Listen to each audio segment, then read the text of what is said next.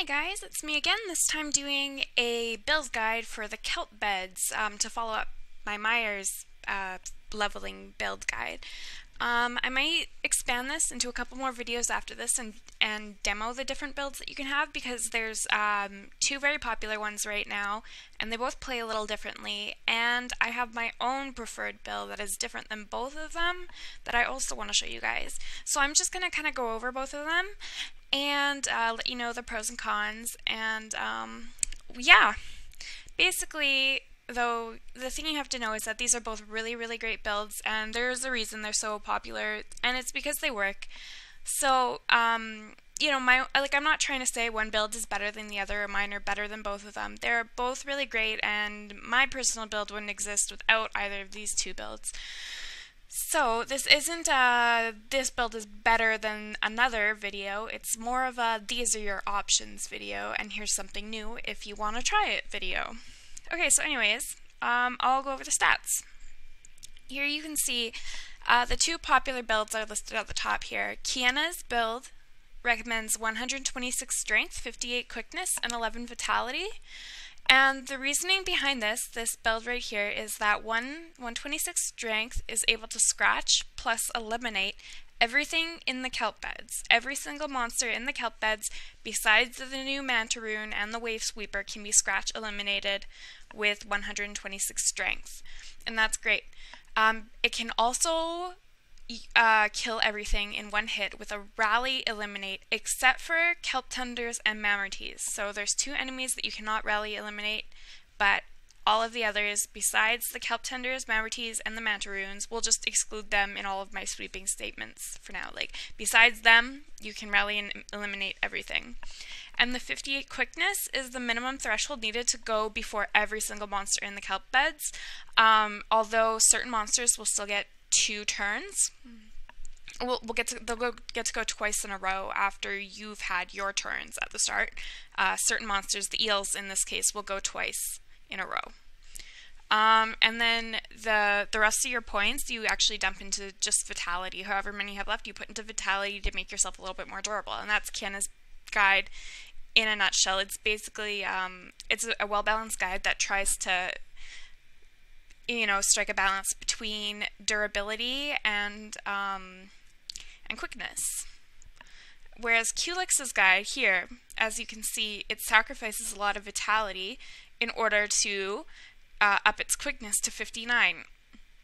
With 59 quickness instead of 58, you actually get to prevent the Marin Ambusher and the Golden Porpoise from going twice in a row. But this build is a little bit more delicate because of the 6 vitality here. And so mine right below that, you can see these last 3 rows here.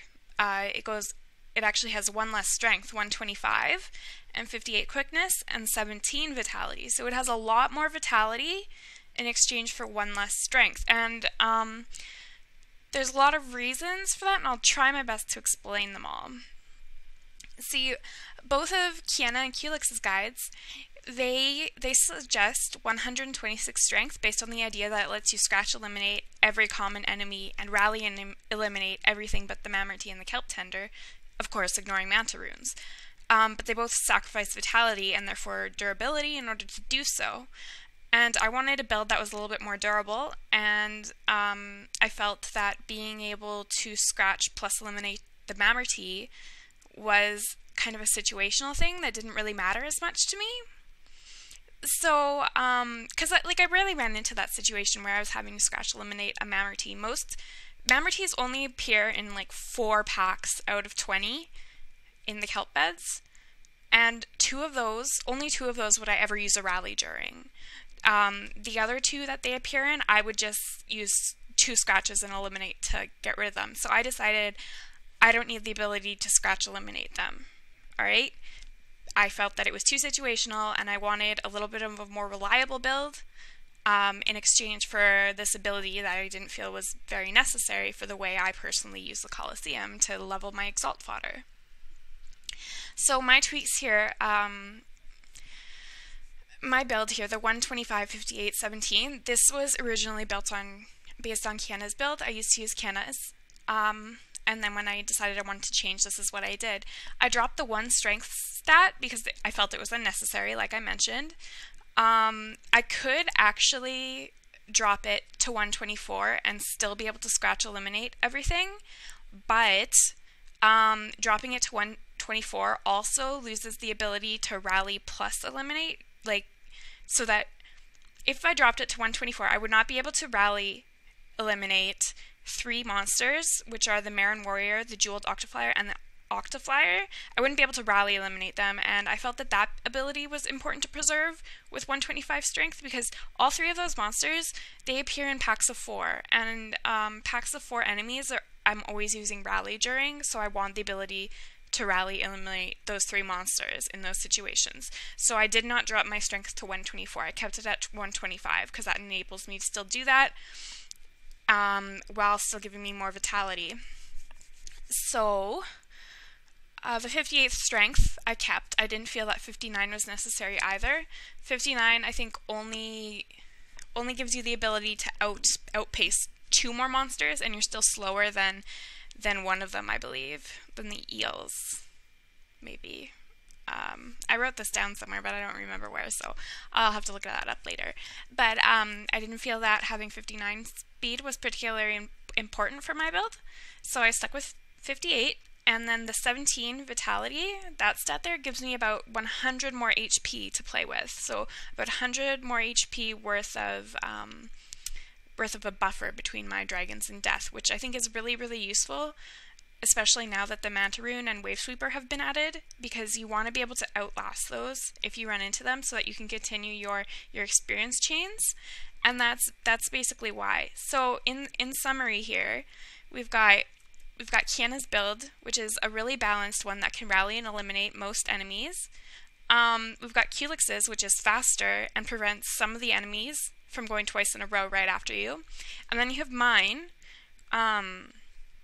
So I've written down here that it sacrifices the ability to rally plus eliminate enemies for more durability. That's not entirely accurate, though. It only sacrifices the ability to rally and eliminate 1 enemy, and that 1 enemy is the Kelp Tender. Both the Kelp Tender and the Kelp Tender and the Mamertine I cannot rally eliminate. But I can scratch eliminate a Kelp Tender, but I can't scratch eliminate a Mamertine. So the only real difference between my build and Kiena's is that I cannot scratch eliminate a Mamertine. That is the only difference. And then, yeah, I cannot scratch eliminate Mamertines. It's just 1 enemy difference. And I've already went over my reasons for doing that. So right below there, I have kind of this variation here about staggering the speeds of my dragons. This is more just a personal preference. I like to have my dragon's quickness stat staggered 57 to 58 because it changes the turn order that my dragons go in. So what I'll have is my setup dragon go once, and then I'll have my finisher go 3 times in a row, and then my setup dragon will go for my 5th turn, which is the first turn before all your enemies get to go. And I just happen to like that setup a lot better because I feel that I can keep my flow going easier by going just, okay, I know what I'm going to do next. I don't have this awkward setup dragon sitting in between my finisher's last 2 turns. Like, it's personal preference. You guys, if you're used to a different turn order, you should stick with the one you're used to, but I prefer this one. That is the only difference here. And then one reminder though, if you are tincturing your dragons to any of these builds, remember that if your flight has dominance, there is a glitch on the site because it used to be a dominance bonus that you would get +1 to all stats. You no longer get that, and it has never worked in the first place. But it still shows that your dragons have +1 stats in your profile, which they don't. It's a glitch. It doesn't work, okay? So if you're tincturing them, make sure you actually give them 1 more in each stat than all of these actually suggest you give them. Only if you have dominance. Otherwise, it's fine. Otherwise, stick with these exact numbers. But these exact numbers do include Berserker Stones, so that's another thing to keep in mind. You can only reach 126 strength, 125 strength if you have Berserker stones. So make sure you have your Berserker stones and check to see if your flight has dominance before you start tincturing.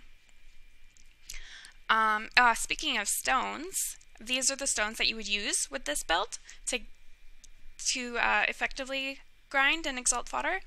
It comes with Scratch, Shred, Eliminate, Rally, Sap, 3 Berserkers, and 2 Ambushes. This is pretty standard. There's no good alternatives for Berserkers or Ambushes on the site currently. And Rally, Eliminate, and Scratch are all widely considered to be pretty much mandatory. Sap is as well very recommended, especially for the Mire builds, but also definitely in the Kelp Beds. Now Shred here. Shred has never been necessary before this update, the Mantaroons update. I think that, if I'm correct, Kiena and Culex's guide both don't make much mention of Shred, except that it's useful against Mantaroons. And that's why I'm making a point of suggesting it now, because Shred is useful against Mantaroons and Wave Sweepers. You want to keep the Shred has this bleed effect, so that you're doing extra damage even when you aren't able to attack. So what you want to do when you're fighting them is keep that bleed effect going. It's very, very important. It helps you just get through them a lot quicker and survive more. So I think that my build using Shred combined with all the other techniques you would use for the other 2 builds, but using Shred and with the extra vitality, it's a really good alternative, I think, to Kiena and Culex's build, because it is more durable against the new enemies, the Mantaroon and the Wave Sweeper. It's more durable. It can just live longer. It helps you grind faster. So, well, not faster, but it just keeps you alive longer and grinding more in the Kelp Beds. And so I think that if I go back to it here, yeah, it's just, even though I sacrificed this 1 point of strength, all you have to keep in mind is that you now have to treat a Mammorty as if it were a Brilliant Psyworm. You have to scratch it twice before you can eliminate, or you have to rally scratch and eliminate it with my build. That is the only difference, the only thing you have to watch out for, plus you've got this extra health. So that's why I recommend my build and why I think it's a good alternative. But if you guys like Kiena's build or like Culex's build, you stick with those, because whatever build that you've used the most and you're used to is going to end up being better for you, because you're used to that, you've memorized those moves. If you want to switch over to something else, it's always cool to try new things, but if you're used to it, stick with what you know, because you're going to be more effective that way, I think.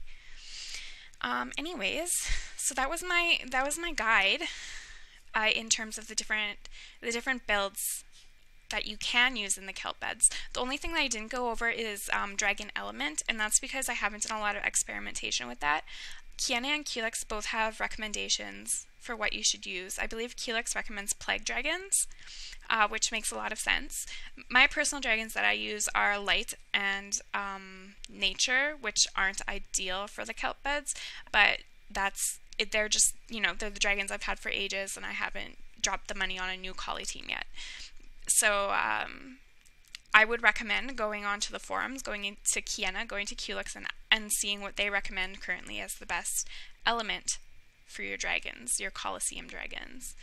And other than that, I think I'm going to wrap up the video here. I might do build demos in later videos. I might do a demo of my build while I'm grinding, and then I might also do a demo of Kiena's build and Culex's build and kind of talk about and compare them all.